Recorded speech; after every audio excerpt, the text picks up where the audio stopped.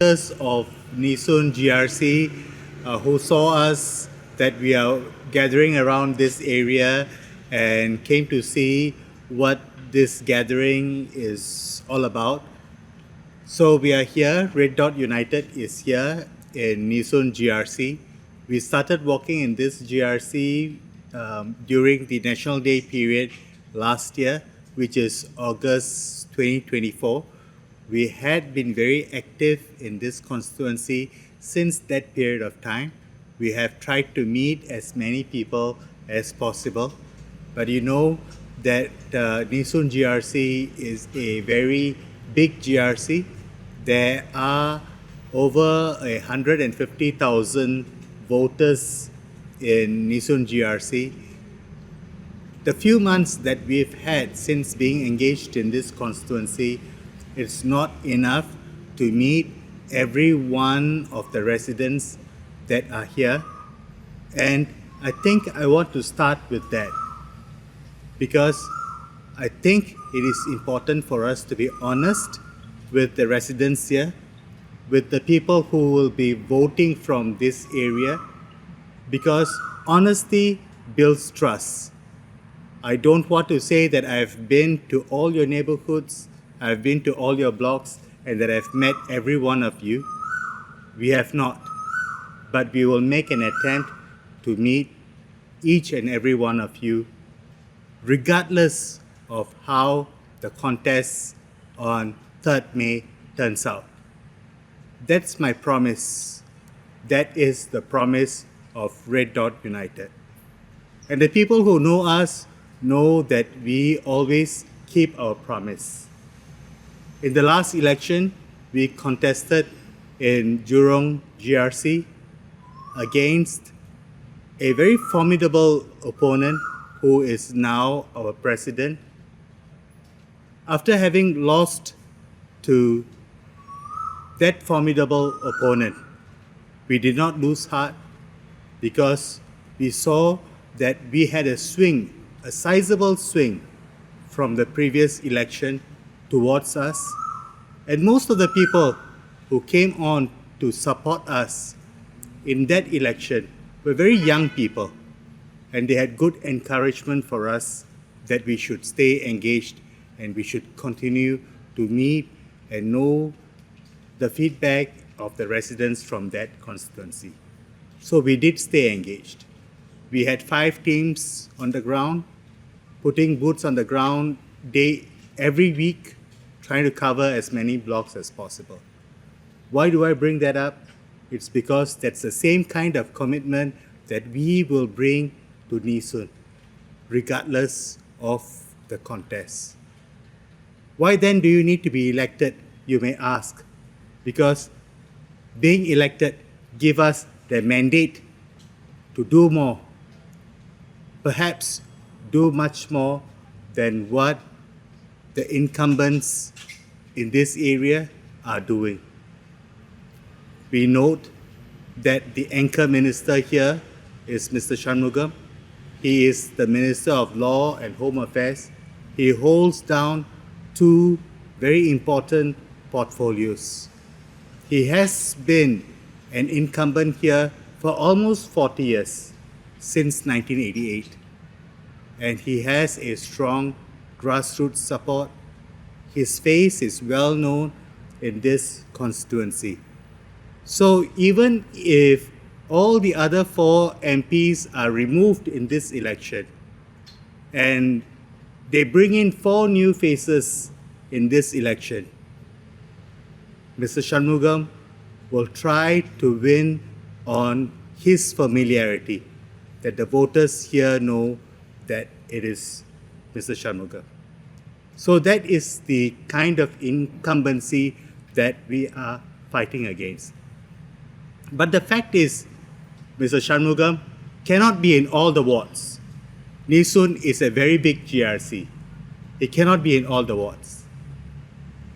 We have been in walkabouts in several parts of Nee Soon in the past days, and we have met some of Mr. Shanmugam's MPs, but we have not met him yet. We have met his grassroots, but we have not seen him yet. I'm sure he is engaged in the constituency. I'm sure the people here know him. But there can only be one Shanmugam. There cannot be 5 Shanmugams. Whereas we here in Red Dot United, we are a team. We always work as a team.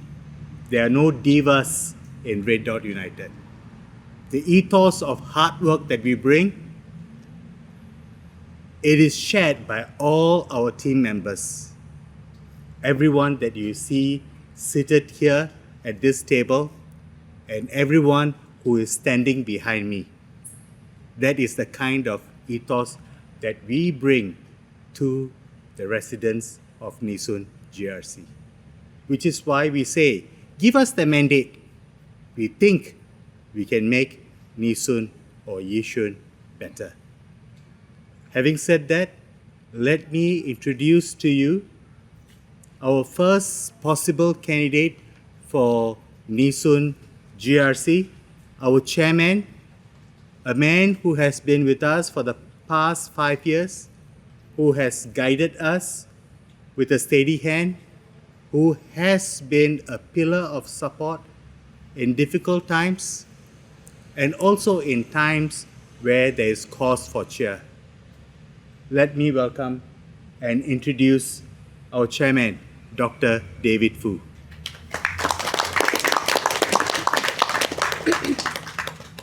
Hi, I'm Dr. David Foo, Chairman of Red Dot United, and I'm deeply honored to have been nominated by the party to be our candidate for Nee Soon GRC.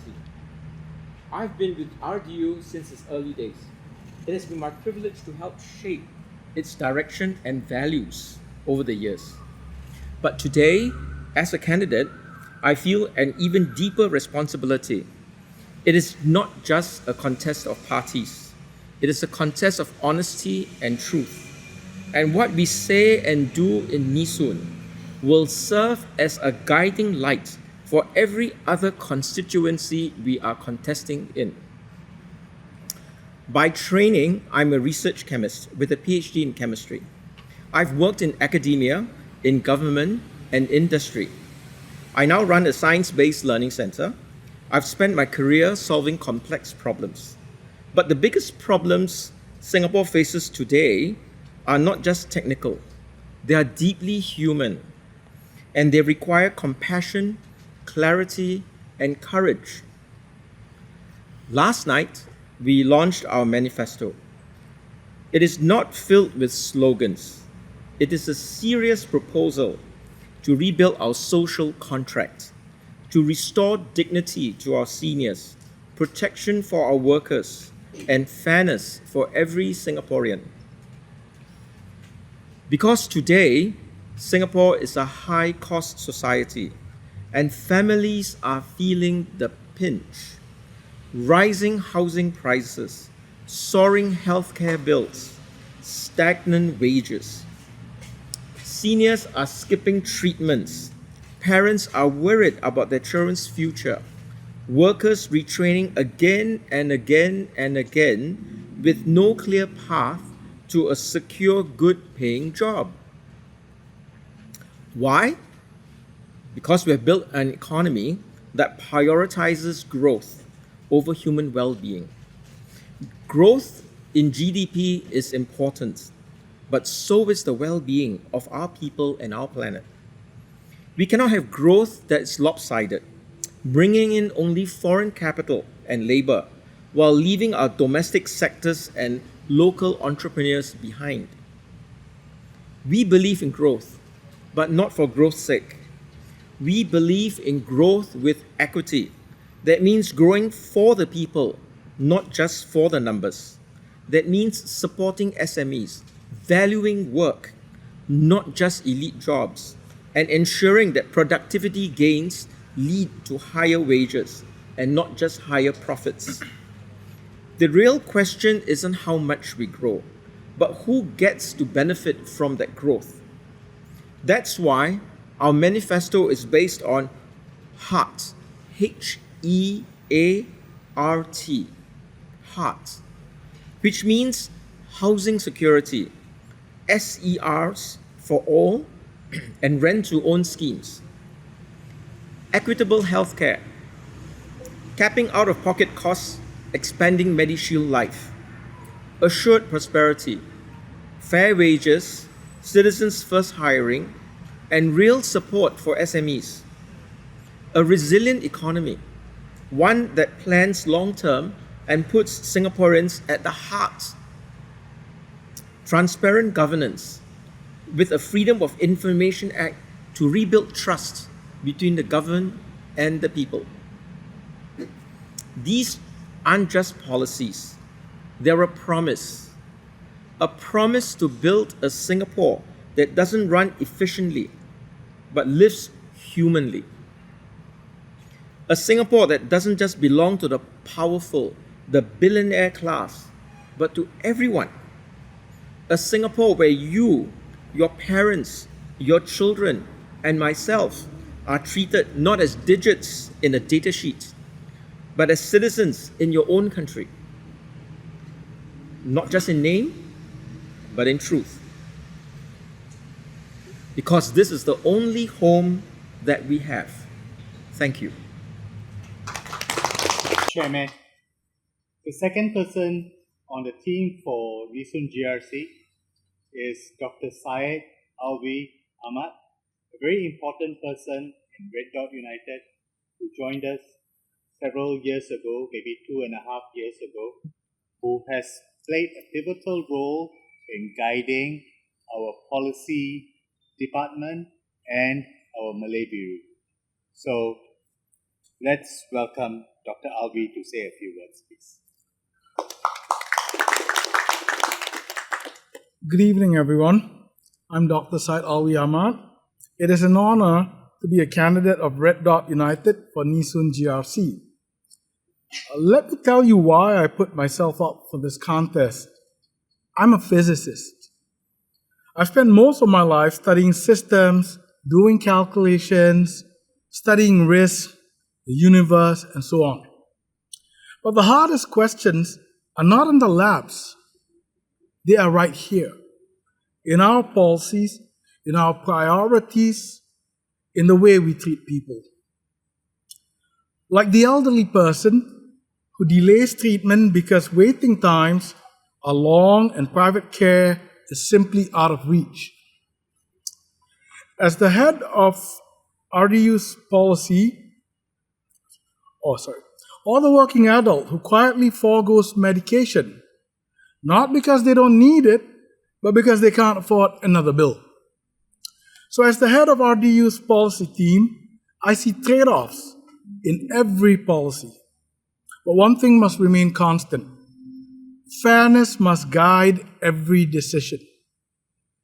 This is why I get very worried when I hear of NMPs resigning so close to the GE, without an appropriate gardening period to contest as a candidate of the ruling party, casting a long shadow on the office of NMPs, which is a symbol of neutrality.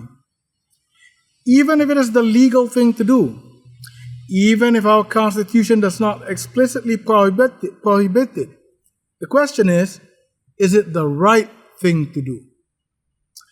This is why I worry for my country.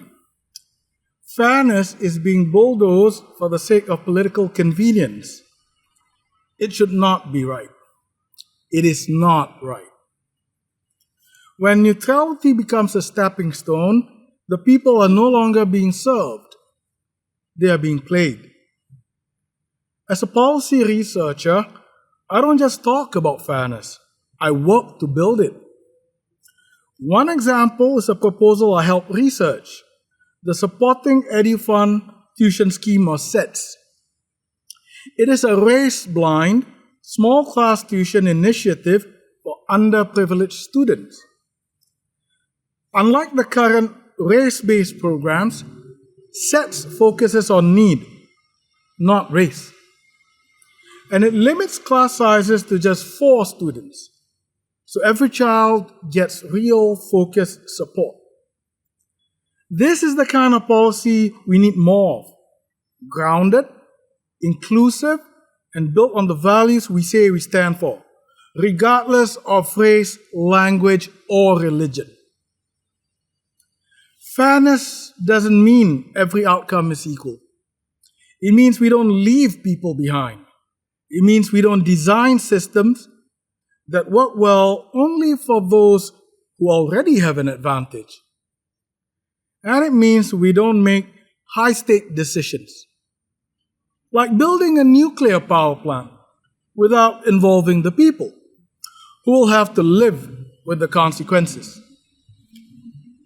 As a physicist, I understand the science, but I also understand the stakes. One of the biggest questions in this is this: what are we going to do with the nuclear waste? That waste stays dangerous for thousands of years, and where are we going to put it? We're a small country. There may be no safe place to store it. Not now, not ever. Even if the reactor works perfectly, the waste is a real problem. And the bigger problem is, no one's really talking to the public about this. This is not right. If something goes wrong, it's not the experts or ministers who will bear the risk. It's the people living nearby. It's all of us. This is why I came forward. I don't want Singapore to make a decision like this quietly, behind closed doors, and only tell us after everything is signed and settled. This election matters because it decides who will ask the hard questions before it's too late. We need leaders who think clearly, speak honestly, and never forget who they are here to serve. That's the kind of leadership I believe in. And that's why I'm standing here today. Thank you.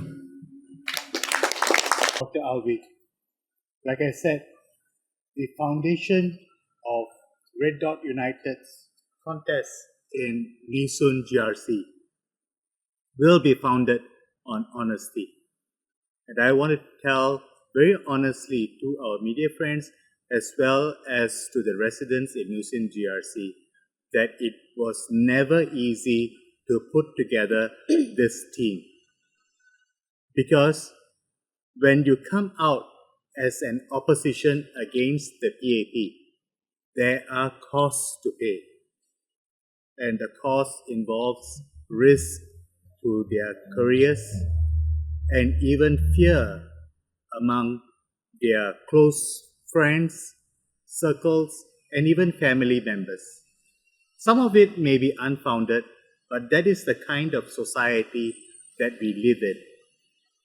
So I'm very happy that for the Nee Soon team, Red Dot United has got two scientists who are standing at the same table with me, Dr. David Foo and Dr. Syed Alwi Ahmad.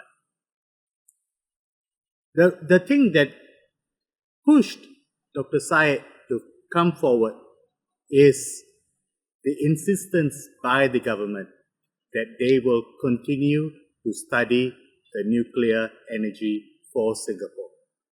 He felt there was not much transparency around it, and it is important for him, someone who knows the subject, someone who has studied it, to come forward and to say that we need more transparency, more light on this area.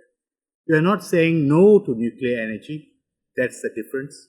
We are saying, speak to us more, give us more information, convince us, have a discussion, let's have a debate. That's why he stepped forward. It's important for professionals like Dr. David Foo and Dr. Syed Alwi to step forward so that we as a society, we know what's at stake, we know how to move forward together as one united people. Having said that, it is also important to have captains of industries and professionals in the team, and this is where our next candidate for Nee Soon GRC comes in, Mr. Hing Chuan.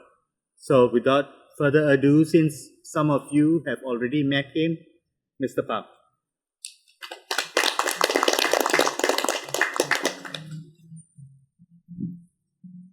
Good evening, fellow Singaporeans.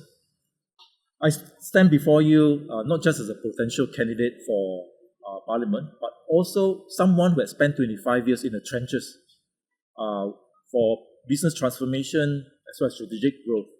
My name is Hing Chuan, and I'm deeply concerned about the rising economic instability and insecurity that many Singaporeans face today. So Singapore stands at a crossroad. Right? Despite being one of the richest countries in the world, many of us struggle with rising costs, stagnant wages, and growing sense that the Singapore dream is slipping away. The 5 C's that once defined success, right? Credit card, car, cash, country club membership, have been replaced by a different set of C's. Cash handouts, CDC vouchers, CPF top-ups, conservancy rebates, chest card rebates. Right? While these provide temporary relief, they cannot replace the pride, dignity, stability that Singaporeans deserve. So is this the future we want? A Singapore where dignity is replaced by dependency on handouts, where our entrepreneurial spirit is diminished by the constant struggle to make ends meet. I believe we deserve better. We deserve a new social contract, one that ensures opportunity is not just a privilege for the few, but a promise for all. Throughout my career, I've specialized in analyzing complex problems, identifying inefficiencies, and implementing strategic solutions that deliver real results. This experience has given me unique insights into how we can address economic challenges facing Singapore today. These same analytical skills are exactly what we need to tackle our economic insecurity crisis, finding innovative solutions that maximize value at the same time without increasing burden on citizens. The Red Dot United Manifesto calls for collective prosperity, and my experience can help to deliver this vision. I know how to set meaningful metrics that go beyond simple growth numbers to measure real prosperity for all citizens. Second, we must support local businesses, especially micro and small enterprises. So my experience at a startup taught me that local entrepreneurs who create jobs and drive grassroots innovation need fairer procurement policies, solutions to late payments, moderated rents, and also more accessible grants to thrive in an economy that has increasingly prioritized large corporations and foreign investments. And third, we need to safeguard sustainability and our planet. I introduced innovative approaches and optimization techniques before that enhance customer connections while improving efficiency. The manifesto also proposes a citizens' dividend, which is an unconditional cash transfer that serves as a financial safety net for all Singaporeans. So my skills in resource optimization and strategic allocation are exactly what we need to ensure the citizens' dividend is implemented efficiently and sustainably. The coming decade will bring unprecedented economic challenges. The manifesto highlights that 1.2 billion workers are expected to enter the global workforce, competing for only 400 million jobs. This level of displacement is unprecedented and will inevitably impact our small, open economy. So my experience in navigating this kind of market disruptions has taught me that proactive measures are essential. I've led teams through techno transitions and market shifts, always finding ways to create new opportunities right amid such challenges. And housing is the foundation of Singapore's social compact, yet many Singaporeans are paying top dollar for homes that will eventually become zero after the 99-year lease. This is not just a financial issue. It is about the security and stability of our families. And my experience in strategic planning and project management in managing complex long-term projects are exactly what we need to implement a comprehensive housing reset that ensures every HDB flat owner will never have to worry about their home becoming worthless. I understand that solutions must be both financially sustainable and also socially equitable, right? Which is kind of balance that I've struck throughout my career. So while the manifesto emphasizes the importance of equitable healthcare, this is an area where economic insecurity in particular, are felt by Singaporeans.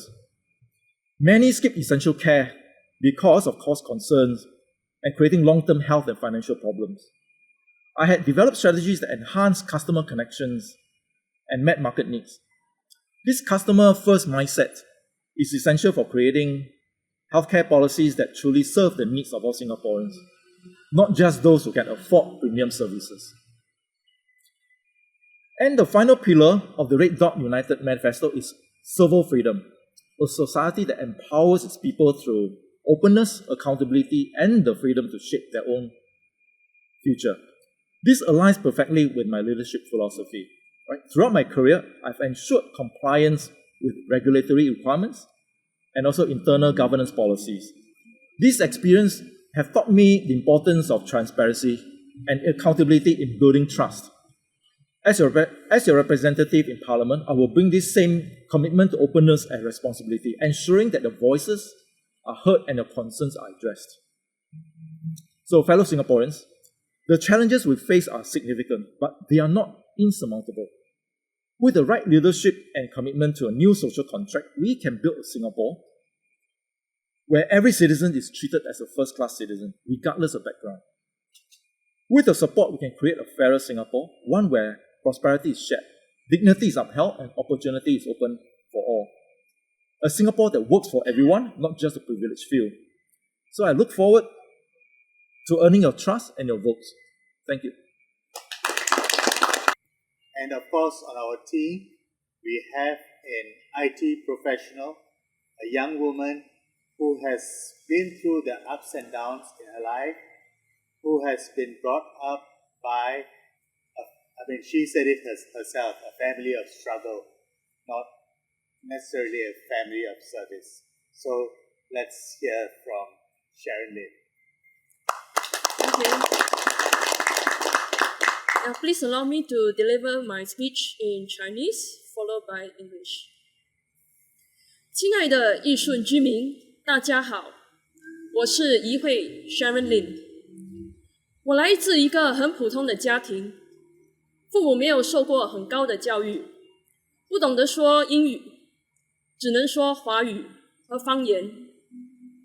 不仅如此，家庭环境也相当复杂，让我在成长和学习的道路上困难重重。但我知道我必须坚持，就算父母失业，收入不稳，有时省掉一两顿餐，有时必须以快熟面作为三餐，我也对自己说，不用紧，必须继续走下去，直到我从南洋理工大学毕业。我当时以为世界就是如此，一切都是理所当然，我对政治一概不知。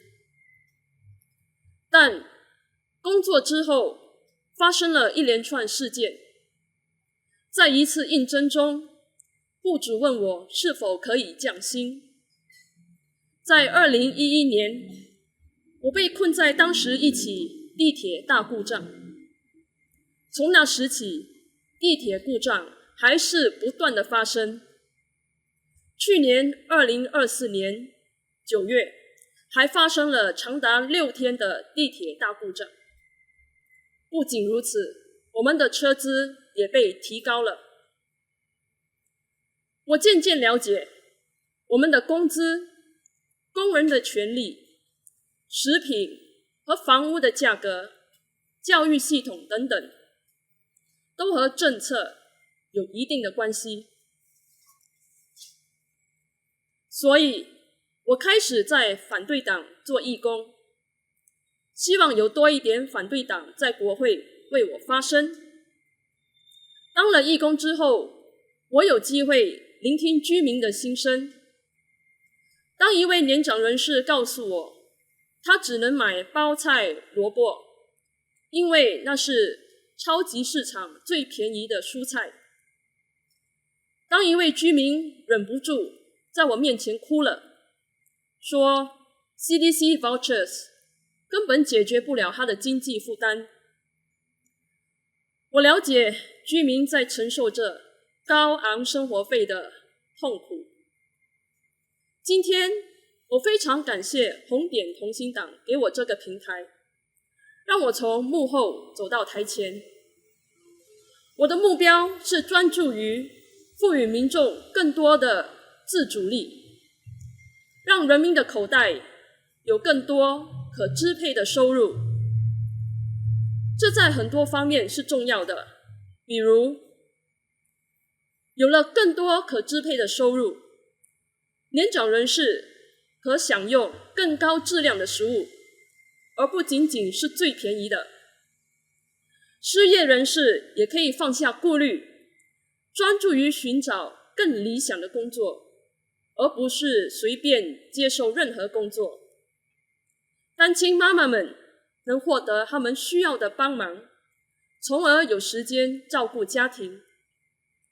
父亲们不必为了养家糊口而打2份工，并且能够专注于他们家庭的长远需求。以前，我觉得做一个领袖必须有很大的职业头衔，比如医生、律师、高级管理。但现在我认识到，做一个领袖也必须有勇气，指出问题在哪里，提供不同的见解。如能当选，我将能从一个普通市民的角度出发，为义顺选民发声。谢谢。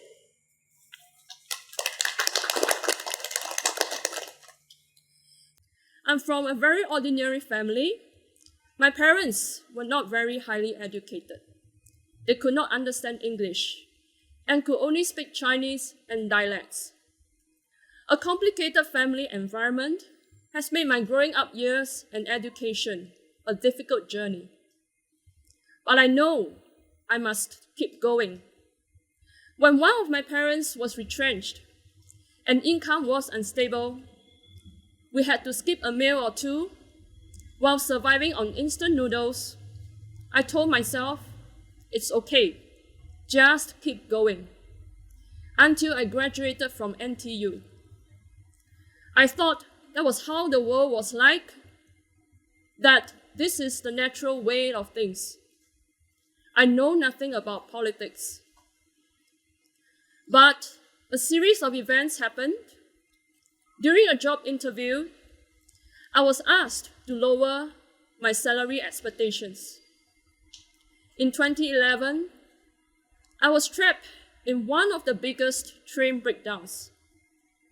Since then, train breakdowns have continued.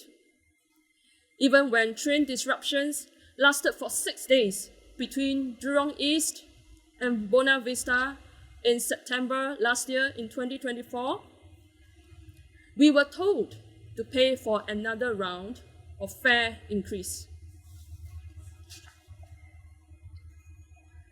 Gradually, I came to understand that policies have an effect on our wages, workers' rights, food prices, housing prices, education, and all other aspects of life.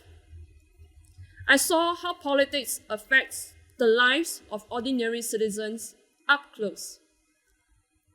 So I started volunteering with the opposition, hoping that with more opposition in the parliament, my voice will be heard. Volunteering has allowed me to listen to the pain felt by a resident up front. When an elderly person shared with me that she could only buy cabbages and carrots because these were the cheapest vegetables from the supermarkets, and when a resident broke down and cried in front of me, telling me that CDC vouchers did not alleviate her financial woes, I know residents are in pain. Today, I'm thankful for Red Dot United for giving me this platform, allowing me to step up to the front. I want to focus on citizen empowerment, putting more money into the pockets of ordinary people. This is important in many aspects. With more money in the pockets of people, the elderly can enjoy better quality food instead of just the cheapest. The retrenched can have peace of mind, focusing on looking for better jobs instead of settling for less. Single mothers will finally receive the helping hand they need, giving them time to focus on their children. Fathers will not have to work 2 jobs just to put food on the dinner table and can focus on the long-term needs of their families. In the past, I used to think that leadership is about having grand job titles: doctors, lawyers, senior management executive. Now I understand it's much more than that. It's about having the courage to point out where things are wrong and to provide a different perspective. If elected as an MP, I will be able to voice out the concerns of Nee Soon residents from the perspective of an ordinary citizen. Thank you. Thank you, Sharon. Earlier today, a resident of Nee Soon GRC in Nee Soon Link, they reached out to me. They said that there was a big tent that is put up near the block 413 area. They were wondering if the election has already been called. So we do have people who reach out to us in this manner, and they're just ordinary residents who live around this area, because we have been going around talking to people in different areas, in different blocks, in different coffee shops and hawker centers, and so on and so forth. And they said, this person who reached out to us said that, why aren't you all here? I see that the PAP has put up a big white tent here. Why are you guys not here? So I asked some of my people to go down to have a look at what's happening. And we realized that it was some sort of celebration put together by the People's Association in that area. And they did some photos and videos of what's happening so that we know, we can see for ourselves what's happening and we can rise to the challenge and so on and so forth. It's always good never to underestimate your opponent, right? So I never underestimate the PAP. I think the PAP and Mr. Shanmugam are formidable opponents. We must treat them with respect. We must give them the dignity that they deserve. And this is why we try to do some of the things that we do. I mean, going down, talking to the people. You know, when people give us feedback that this thing is happening, we send our people to find out what's happening and so on and so forth. You know, and we found out that one of the MPs for Nee Soon GRC, Ms. Carrie, she danced to a popular number. I'm sure you must have heard this song. Apache, apache, apache, apache. She was dancing to that song. And Mr. Shanmugam was also there. He didn't dance. I think he's not as good a dancer as a weightlifter. I'm not sure. I haven't seen him dance. I mean, correct me if I'm wrong, right? It was very fun, very lively kind of event. I mean, the video clip that I saw at least showed me that, right? But when I think about it, you know, and of course, I've heard this song. I've heard it on radio. I've seen some people performing it on TikTok and so on and so forth. Right. At first, I thought, I went and searched for the band, and I realized that it was not really a band, but two people who were coming together. You know, at first I thought that one of the person's name was Rose, you know, and Bruno Mars, and then I was like, hey, going to my children and saying, hey, have you heard this band? They're quite good. This song is very catchy, you know. And I said, they are this band called Rose and Bruno Mars, and then my children were like, Daddy, it's not Rose, it's Rosé. Okay, so it's Rosé and Bruno Mars, right? So it's a very catchy song. But when I really thought about it, what does the song really represent? One of the singers is a New Zealandic Korean singer, another person from the USA. So it is a very multinational music production. Well and good. I mean, the quality is there. It's fair for everyone to see. It's plain for everyone to see. And if you really look at the song, it is about partying, letting go of everything, escapism, partying in your house, smoking, drinking, having a freak party session. So that's what that song is about. And it appealed to a lot of very young people. And I can totally understand why. Because in a country like Singapore, we really find avenues to let go and go into this place of escapism. It's totally understandable why this song appeals to a lot of people in Singapore. But really, in Singapore, how many people can turn your homes into party clubs where you can invite your people to your home and turn up the music and then have this kind of drinking, smoking, freakish party sessions? Can you? Can you really? I think your next door neighbor will call the police, hey, this door is very noisy. Can you please come and have a look at it? In a few minutes, in less than 10 minutes, I think you'll have the police knocking on your door. Unless you live in a landed estate, of course, or landed property, which you can convert into a gambling den. It takes years before the police comes and knocks down on your doors and pick you up. Or you live in a private property, where the security guards, if they speak up against you, you're parking in the wrong spot, you get pushed around. And so unless you live in this kind of private areas, right, it's very difficult to have a freakish party, smoking, drinking.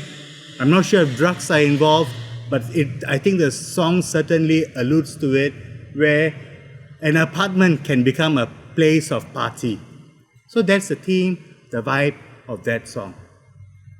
And when I realized that this was what the song is about, of course it still appeals to me. I still turn it on the radio when it comes on. It's got a nice catchy beat and all that. But does this vibe, does it really appeal to me? So that was a question that I sometimes ask myself. Now, vibes is there, but what kind of values do they impart? So these are the questions that I ask myself. So when I think about values, I think there is one song which really captures me or captures my spirit, and I think captures the spirit of my generation and also captures, I think, the ethos of many Singaporeans, whether they are young or old. I think many of you know this song. It's a Hokkien song. Chit si si chim men wan tan, chit si lo ke men tan han, na tan si ki ki bang, mui jit chui bang bang, obun yu te tin chu chu chao lang. I got a music teacher in my team. She's clapping along with me, right? So, but you get the drift. You get the drift, right? So we're talking about, this song talks to me about a very hardworking people, that where even if fortune doesn't favor you because of your hard work, because of your grit, heaven looks down upon you and gives you some favors. That is the kind of people I think that we all are, that Singaporeans are. That is the kind of nation that we have built together because we have this hard-working ethos. Why do I bring up these two songs? I think it gives us a glimpse of the kind of society that we live in. On the one hand, you have the billionaire class who can have all the partying that they want. They can have the road entirely to themselves. We don't find the Suzukis and the Toyotas so much on our streets. I certainly can't find a Proton anymore. There are a lot more Lamborghinis. There are a lot more other luxury cars like BMWs and Mercedes and so on and so forth. And when you look, and the rest of us, we are reduced to taking MRTs, to taking public buses. Nothing wrong. The climate crisis is upon us. But why does it have to be this way? That some people get to drive down the road relatively free and have the privacy while riding down, and others have to squeeze into MRT stations, MRT trains. It's never easy. I mean, you guys know it's never easy, right? And why does it have to be that way? Now, so that's an important question to ask. While those that are super rich can afford to have their freakish parties in homes and invite their friends over and play music as loud as they want to, why do we have to put up with roofs that are leaking? When you call the town council, it takes them 1 year, 2 years for them to get it fixed. It's a real issue that happened in Nee Soon GRC in Yishun, Avenue 11. These are the issues that are brought up to us. It takes years for these issues to be fixed. Why does it take that long? And then we are made to bear that cost or part of that cost. So when the neighbor that lives on top feels that it's not her fault, when the neighbor who lives below feels that, hey, the water is leaking down to my floor, how do I get this fixed? So who is responsible for this? So these are all real issues that the ordinary people face every day, which if you're super rich, you don't have to bear, you don't have to put up with. So that is what this contest is about. That is why I, Ravi Philemon, am a candidate for Nee Soon GRC in this election. I think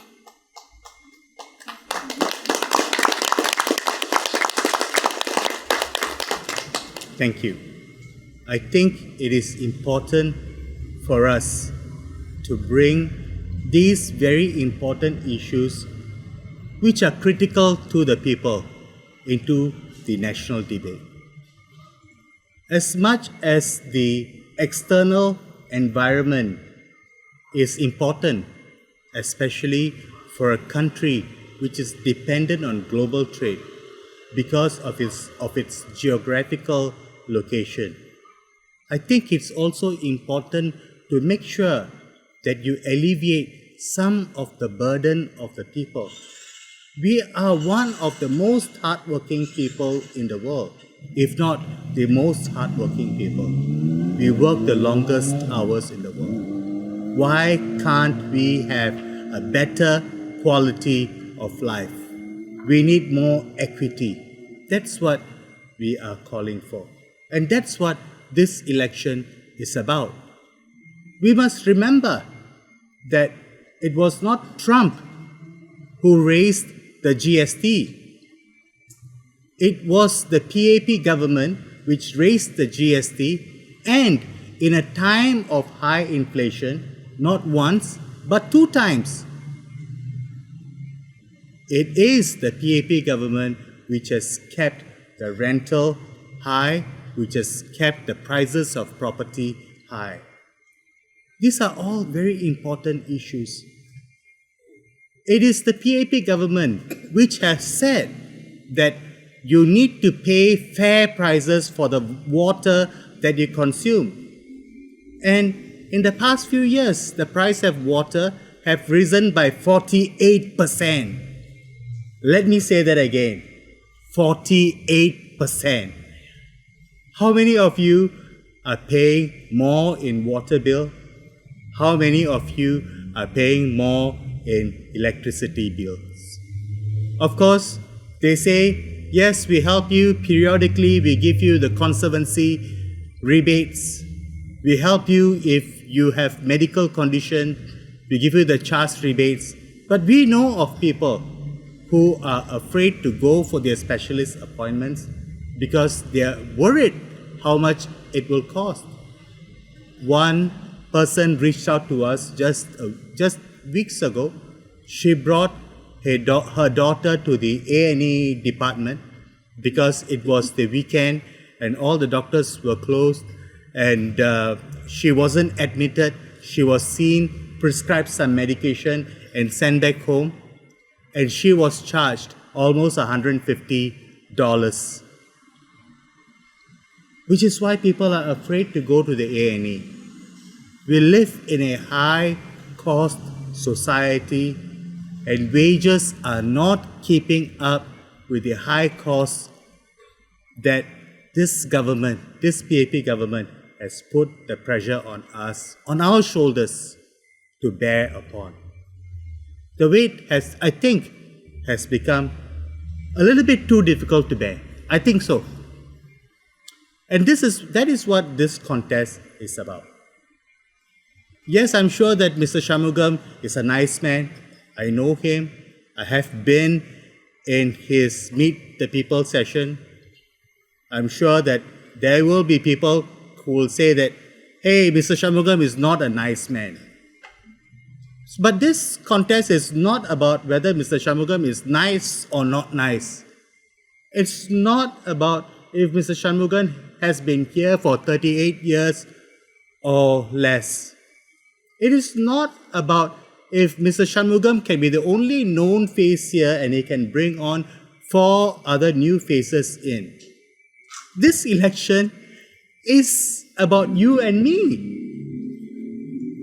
And I think it's important for us to see it that way. For me, the kind of Singapore that we build is important. The kind of ethos that we have is important. The kind of values that we bring to the table is important. Because long after I am gone, this is the Singapore that my children will inherit. This is the Singapore that my grandchildren will inherit. And I'm sure that it is the same for you. So this is a chance. Maybe you will never get this chance again, but this is a chance for Singaporeans, for the voters of Nee Soon GRC, to know that you can make a change, to make lives better for you. It is not about us. We don't want to talk about highfalutin ideas like democracy and so on and so forth. Yes, democracy is important, but sometimes it becomes so difficult to define what democracy is. So we want to bring it down to the ground, down to the level. This fight is for you. Your vote determines what kind of Singapore you want. We are just your vessels. We are just your instruments for you to decide the kind of Singapore that you will have after this GE. I'm Ravi Philemon. Thank you very much. Now we will open this time to our media friends for some of these questions that you may have. Yes, ma'am. So, Mr. Philemon, you mentioned earlier, as the PAP has historically been known to be here, how tough a fight is this team anticipating and prepared for? And also, if you could walk us through the rationale of why RU has decided to do both its party leaders here. Why Nee Soon? Sure. Thank you for that question. I think it's an important question to ask. Our election committee thought hard about this. We are fielding candidates in several other constituencies. It is plain for everyone to see that the party leaders are personally in the contest here ourselves. Dr. David Foo, Dr. Syed Alwi, myself, Mr. Hing Chuan, and Ms. Sharon Lin. Because we feel that Nee Soon is a very important constituency, It is helmed by a minister who initiates laws. It is helmed by a minister who makes sure that these laws are implemented. And in a sense, it is important. It is an important battle to bring to this constituency. It defines and determines the kind of contest that we will have in the other constituencies that we are going to as well. We felt that it will have a ripple effect, and which is why we had to bring our party leadership into the contest here. So unlike the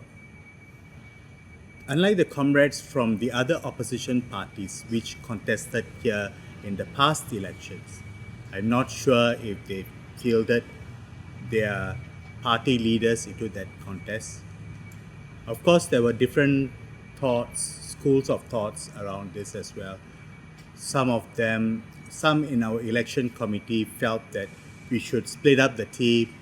Our chairman should go to lead one constituency, and I lead another constituency. But after deep thinking, we felt that as tough as this battle is, we need to bring one of our strongest teams to Nee Soon GRC. Yes, sir. I'm James from Sao Paulo. Thank you for your speech. I have just one question. You have mentioned that Nee Soon GRC is one of the most populous GRCs in Singapore, and the ruling party has been here for many Very years. long time, yes. Yes. My question is, what is the single biggest challenge from your point of view your party is facing during the forthcoming general election? Of course, the biggest challenge is we have been walking the ground here only since September 2024. And because it's a very big GRC, as you pointed out, it will be very difficult for us to reach each and every voter. But we are thankful that we have a fairly good comms team. We have a fairly good social media team who works overtime to put out whatever we do, whatever we say on social media. So we are trying to reach the voters through our own platforms. But it's also important, we feel, to partner our friends from the media, whether it be the mainstream media or the alternative media. Which is why, if you notice, I go out of the way to address all of you as media friends. And I think it's important to have that partnership. Call us out. If we made a boo-boo, please do call us out. But if you think that we are fair, then please give us fair coverage. So I think that's how we hope to reach the residents in Nee Soon GRC. Thank you. Hi, Mr. Ravi. David from the Straits Times. Could you take us through the steps and the factors that you weighed up before deciding on coming to Nee Soon to contest instead of the other areas? For example, in the last elections you were in Jurong. So, what weighed Nee Soon over Jurong in the end for you? Of course, that is a very important question. So if Jurong GRC had remained intact, like I said, I'm being totally honest with everyone here, and that's one of the strategies that I'm bringing to this contest, not only in Nee Soon, but in all the other constituencies that we are contesting in. So I'm not going to fudge. I'm not going to pretend something that it's not. So I'm going to tell you as it is, because I think it's only with honesty that you can build trust. Right? So if Jurong GRC had been intact, the team which had contested in Jurong GRC, or most of the team members who had contested in Jurong GRC, we would have gone back to Jurong GRC, because that was our promise to the residents of that constituency. I'm sure I would have been able to convince most of the people who stood there in the last election to go back. But there's no point having that discussion now, because we don't have Jurong GRC anymore. So because we don't have Jurong GRC anymore, some of the wards which were previously in Jurong GRC are still with us, but it's not the entire ward. And we had our election committee. Madam Liana Damira is also part of this election committee. We had this discussion, and we felt that Madam Liana would be able to helm this new GRC, which is the Jurong East Bukit Batu GRC, together with the support of our other members, which meant that I could see where else I could go. So it was a very difficult decision, of course. It was never easy. Because like I said, Mr. Shanmugam, even if he's not a friend, he's an acquaintance. I don't know if he'll call me a friend anymore or not. But I think I am very careful that I should treat him with the respect that he deserves, that he needs, that at least his office needs. I was having a conversation with one of his men, perhaps his right-hand man, just a few days ago in the coffee shop. He treated us to coffee. And he said, why are you coming here? And for me, it's more than my friendship with Mr. Shanmugam. The people of Singapore are important. And I think it is important to bring this contest here, because the kind of contest that we run in Nee Soon will determine the kind of party that RDU wishes to be.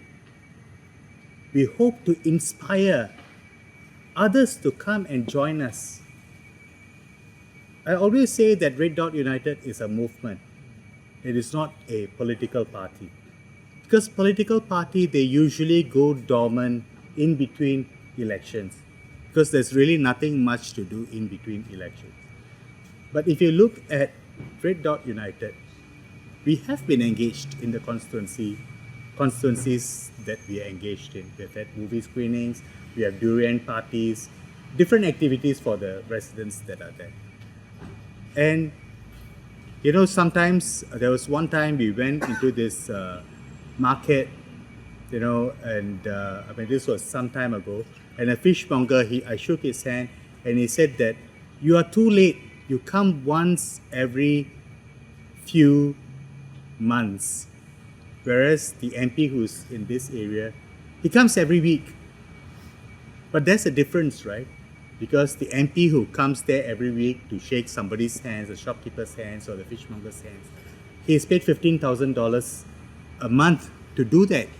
And even with that allowance, most MPs moonlight with another job. I'm not saying that whether it's right or wrong, but it's their job. That's what they're elected to do. Whereas the rest of us who lost don't have that mandate. It means that we have family commitments to juggle.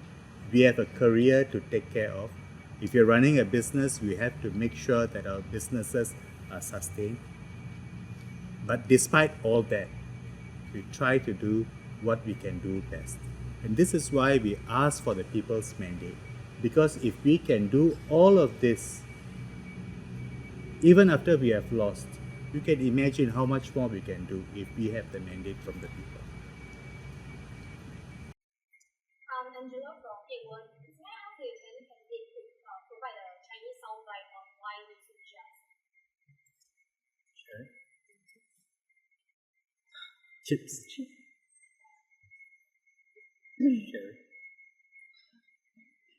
China?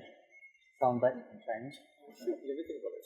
I haven't thought about it. You put us on the spot. Sharon, go for it. Just say that it's important he is the law minister and home affairs minister, and he initiates laws and implements laws. And so what we do here is resonate in the other conferences that we organize. You can do it.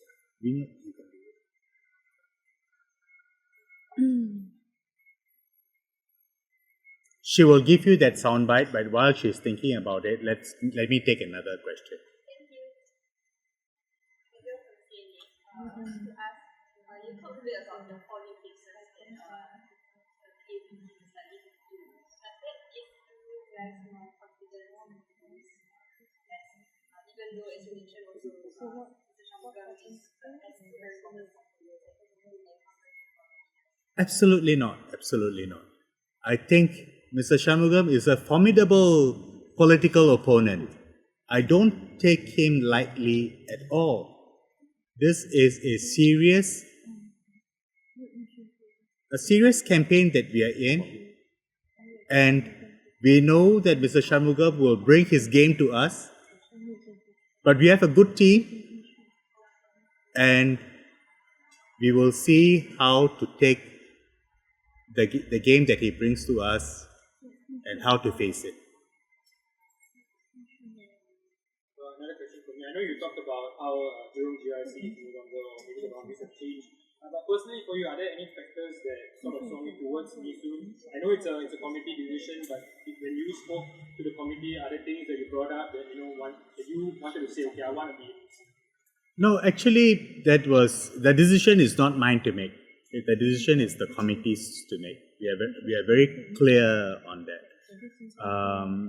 So, of course, some candidates will have preferences that I prefer to contest in this GRC or this SNC and all that.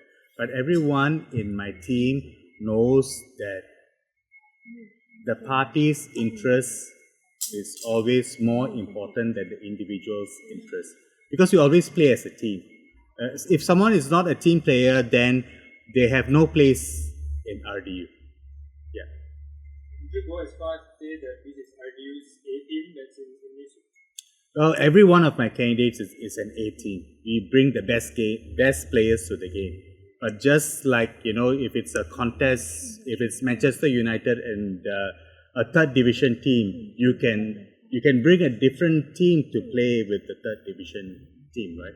But if it's Manchester United and Liverpool, then it's a different set of players that you need to bring in. Doesn't mean that the player you use for a third division team it's any lesser than the player that you will bring to the Liverpool team. So it's just a strategy that changes. The players are equally important.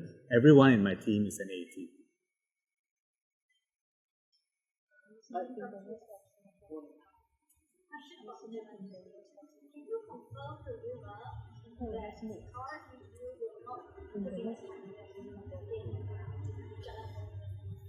Thank you for that question. Why isn't Ms. Philemon considered for Nee Soon GRC, considering the fact that she contested in 2020 here with another political party, but then she was moving around better as a room to the festival?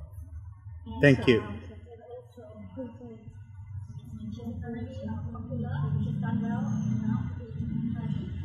So, would this be considered when you put the lineup for here? And also, the last question, would you be including her in someone else? Well, I think firstly, this evening is about Nee Soon GRC and the team that we are fielding for Nee Soon GRC. When we made the announcement that we are walking the ground in Jalan Kayu, we were very clear to announce Madam Kala Manikam as a team leader for the work that will go on in Jalan Kayu, not as a possible candidate. But in the 1 month that we have been engaged there, hats off to Madam Kala. She has done extensive work in that constituency. She has met all the 7-8 target areas that we mapped out, visited all the coffee shops, visited as much blocks as she can, so much so that many of the residents there know her by name They know Red Dot United because of her effort. But where she will be fielded or where she will not be fielded, it's not her decision to make. It is the party's decision. As I said earlier, even I do not decide where I want to be. So, but that doesn't, whether she is in the Nee Soon team or not, it does not mean whether she can contribute to our efforts in Nee Soon or in any other constituencies that she is in. She is a valuable asset regardless of where she goes to. There is a reason why we are not announcing Jalan Kayu today. And because if you notice our announcement for Jurong East, Bukit Batu and Jurong Central SMC, both these constituencies, the nomination center will be in the same place. And so it made sense to announce that team together. Whereas the Jalan Kayu SMC would go to a different nomination center and Nee Soon GRC will go to a different nomination center. So we will make an announcement on Jalan Kayu at some point in time. We have to look at our logistics, our administration, because when we do send someone to Jalan Kayu, and we have options to send someone there, besides Madam Kala, and we will make the right decision at the right time, and when we do, we will be open, transparent and honest with the media as to what happened. But today, I don't want to talk about Jalan Kayu too much because it steals the moment away from our Nee Soon team. Thank you. Hi, Dr. Syed Alwi Ahmad from The Independent. RDU positions itself as a party that is coming with solutions and not just problems. But your recent stance on Singapore's exploration of nuclear energy is slightly critical, especially given the fact that Singapore is heavily dependent on foreign importation of energy resources to basically supply energy to our nation. So what is RDU's solution if not nuclear energy to diversify our energy efforts? Well, perhaps in that situation, we could look and discuss as a nation. RDU will certainly be there to participate in any dialogue. Perhaps this is not exactly the appropriate forum. What do you think? I think it is. In the last election, we were one of the only parties. I think the only, maybe perhaps the PAP came out with it, but we are the only party to come out with a green charter. There are many options that we can consider, and some of it the government is already doing. They're exploring, like they are getting gas from even all the way from Australia. They are experimenting with solar panels on HDB. But of course, Singapore is like very cloudy, right? So you may not be able to get as much solar power as you would in like some deserts in Australia. So, so it's an ongoing conversation that we need to have. But what we are saying is it needs to be an honest conversation where all the data and the statistics are on the table. People know what the trade-offs are, and together we can decide if this is the route we want to take to diversify away from fossil fuels. And if at the end of the day, if the people decide that it's nuclear energy and that's the direction we want to go in, so be it. We are not against nuclear energy. All we are saying is that we cannot decide right now if nuclear is the right renewable energy for us, because not all the data and all the statistics are on the table. And more importantly, what do we do with the nuclear waste? We're talking about the nuclear reactor. There are lots of safe nuclear reactors around the world. But every nuclear reactor produces waste. What do you do with the waste? Do you dispose them underwater, under the sea? Will they still be radioactive even if they're under the sea? Will you dispose of them in Malaysia or Indonesia? Will our neighbors allow you to dispose of them in their country? What will it do to our neighborly tensions? So these are all important questions. We don't tackle we don't approach any issue in a very populist kind of way. We are very responsible. We try to be a responsible and a credible opposition party. And so that is why our position on this question, on this particular area, is that it's best for us not to have provide a solution. The solution is that we need to have more discussion, more debates centered on more data and more statistics on this topic. So, yeah. Yes, sir. What are the unique features or unique things about Nee Soon or this lecture that makes it the heart of the campaign for RDU? Because I think you previously mentioned that Nee Soon will be the heart of GE2025 for RDU. So, do you share what the unique things? Sure, it is one of the biggest constituencies in Singapore, 150 over 1,000 voters.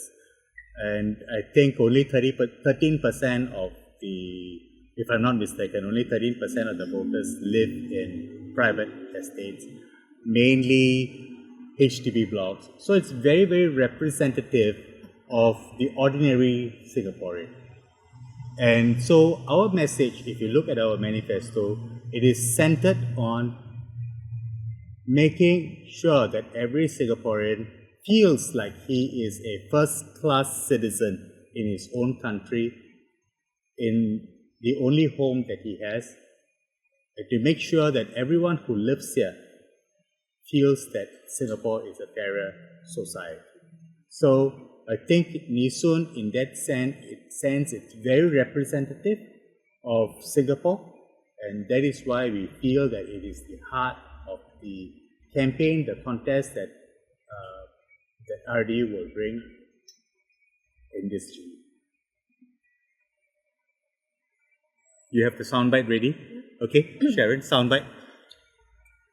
义顺是一个重要的选区，因为尚木根部长是律政部长，也是内政部长，所以这个选区竞选的过程和成绩，其影响将会在新加坡其他地区产生共鸣。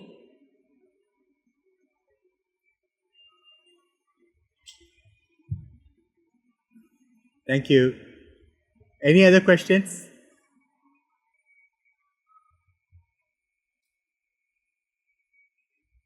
If not, thank you very much.